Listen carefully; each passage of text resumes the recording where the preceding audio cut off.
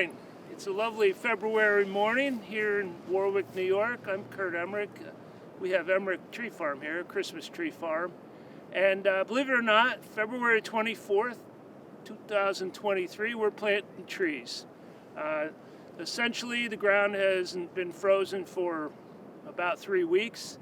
And it doesn't look like it's going to freeze anyway.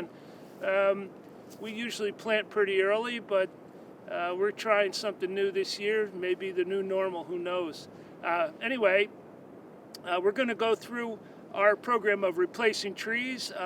As you can see, here's a nice Canadian fir that they left last year, so this gives you an idea. We sold a bunch of trees last year, and this is still in the field, a little small. But the way we keep having nice trees like this every year on a limited amount of space is by planting rather large transplants. And you'll see the process of us digging out the old stumps, digging the trees from our beds, and then planting them in the rows. We'll talk a little bit about what we look for, as well as how we're managing the soil as we do that. So stay tuned. Okay, here we are. A lot of talk in the Christmas tree industry about what people do with stumps. Here, because we have limited land, we dig every stump out the following year. And in that space, we plant a larger tree. So anyway, this is a great machine. I tried a 1 ton, which is a little smaller, and had trouble with the stability. 2 ton machine works out pretty well. 18-inch bucket seems to be the best. The thumb really helps as well, because that grabs the stump and allows me to sort of shake it and keep the dirt kind of localized. Instead, without the thumb, things get spread out a lot more. So that's kind of the quick and dirty of it, and why don't we get started?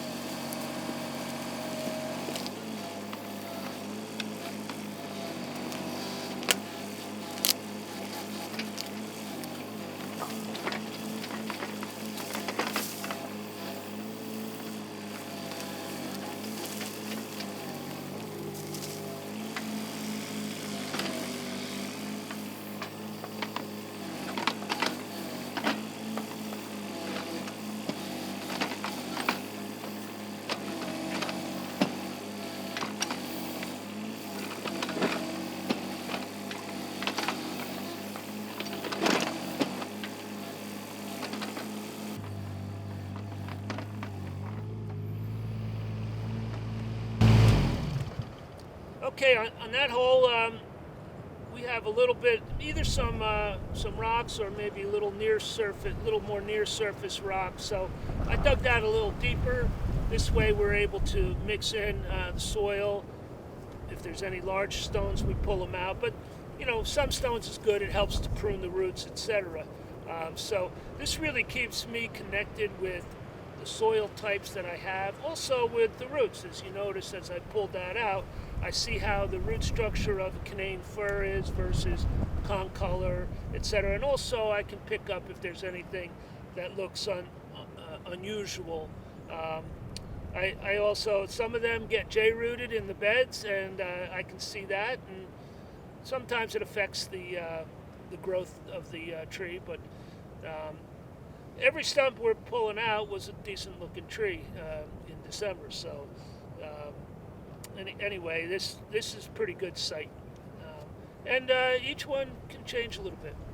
All right, just a little bit about this machine. It's a Kubota KX018. It's a 2 ton machine. I have tried using a 1 ton machine. It wasn't stable enough, especially on these hills. Maneuverability is important. This machine compacts. I'll show you if you look at the treads. Now I'm making it wider. You can see the treads. And then this is how it compacts. So it gets down to 36 inches, which is important if I'm going in between the trees, not down the row, but in between the trees, which is about 5 foot spacing. So that's important.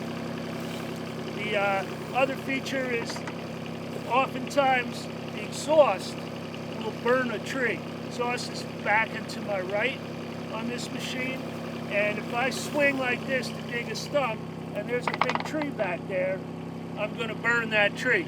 So what I need to do is keep the machine straight in line, and then I use this foot lever for the boom. So I can dig to the side using this and not have to change the machine's angle like that. That, I got to watch out for what's behind me that I could be burning. So these are pretty important features for digging your stumps out and interplanting like we do here. All right, here we are. This is a machine that we use to dig stumps, and this is actually our first year trying this machine to dig the trees. A little bit different. The previous machine was bigger, had a 2-foot bucket. This is an 18-inch bucket. So a little challenging, but as you saw, we're getting pretty good roots out with the trees. So basically, trees are 2 foot apart. I come back, and when I dig, I try to be gentle and not hit the foliage, and then also make sure that I get a good scoop and hopefully get most of the roots with it. Treat it pretty carefully, then we put it into the bucket of the tractor and then take it up and distribute it out to the field. All right, here we are. We usually lay the trees out. We dig the holes ahead of time. So here's a typical tree. It's a little thin on the bottom, but you know the handle probably back here anyway. So it's got nice top growth, good laterals. Hopefully we can keep it growing after we put it in. First thing we do, we grab the tree and size up what the roots look like and compare it to the hole.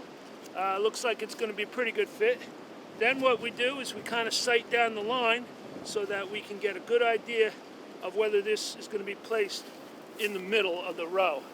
I'm going to dig a little bit to prepare for the roots. And now I think I'll put it that way. That looks like it's going to fit the best. And don't worry about it being too deep. That I like to be the last thing is pulling it up. It gives a good tension on the roots. So now I'm just making it so I can do this by myself. A little bit of backfilling. And there was a stump here from last year, about 20 minutes ago. So we try to keep it open as little as possible, just for moisture retention, and just everything's better if you dig the trees and dig the stumps and then bring the trees and plant them right away. Okay, so now it's a matter, looks like it's pretty good. It's a little deep, but I'll pull it up once I get a little more soil there. And clearly, it's a lot easier just backfilling. And we dig the holes in this area. Soil's pretty deep. The good soil's pretty deep, so it's not bad. But where we have rock a little tight to the surface, we always over dig a little bit and then kind of amend the soil. Now I'm going to pull it up.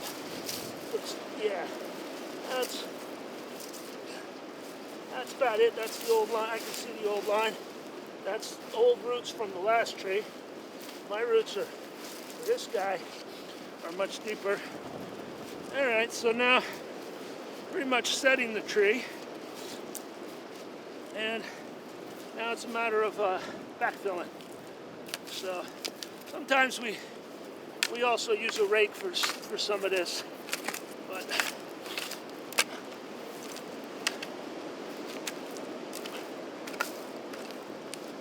all right, that's the old root.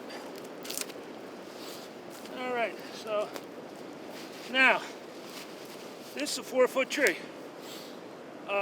Believe it or not, some years we've actually moved a tree and had somebody cut it down that same year for a Christmas tree. That's highly unusual, but this tree here is about 3 to 4 years to market. It's been 4 years in our beds.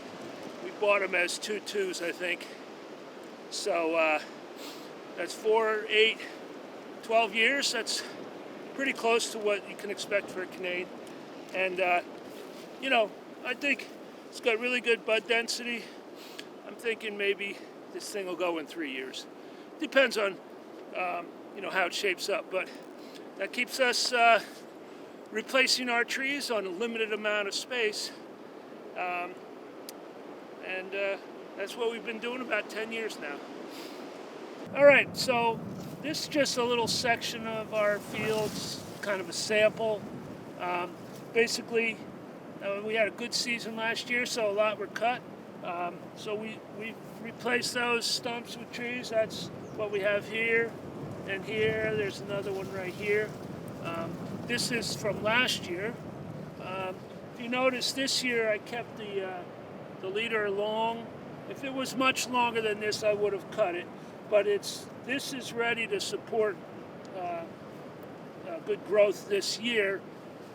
Last year, I did cut the leader and tighten these up. Good thing I did, because it was such a severe year. But you can see last year, even with the bad, we had very hot weather last summer. Even with that, we've got a good leader has developed. This tree needs a little love this year. It's a little chlorotic. I think fertilizer will help that, and a good watering regime. We are planning to water more this year than last. This is one that's been out in the field about 3 years. So we've had it set 4 in the beds and 3 in the field. And, you know, it's 7+ feet this year. Should fill out. That's why it wasn't bought this last year. It's a little skinny. But good, really good buds. And hopefully, if everything goes well, that'll be a sale this year. So that sort of gives you a good idea of the range of what we have.